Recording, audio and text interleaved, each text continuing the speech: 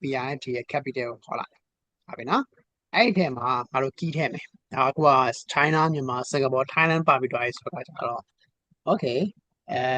နောက်တစ်ခုက America ထည့်လိုက် America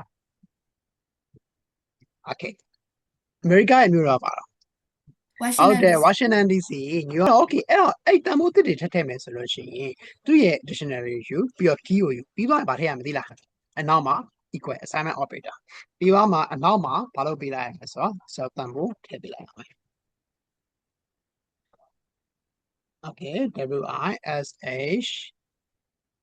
WISHINGTO Washington ပြီးတော့ comma ခံတယ်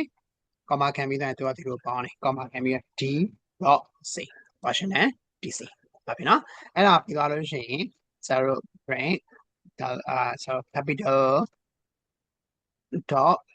items တော့ခေါ်လိုက်မယ်ခေါ်လိုက်တဲ့အချိန်မှာသူဘာထွက်လာလဲဆိုတော့ခါကြတော့so ဒီမှာမြန်မာနေပြီးတော့ Thailand Bangkok China Beijing Singapore America Washington DC ဆိုပြီးတော့မှတန်ဖိုးအသစ်ဝင်သွားလိမ့်မယ်တွေ့လား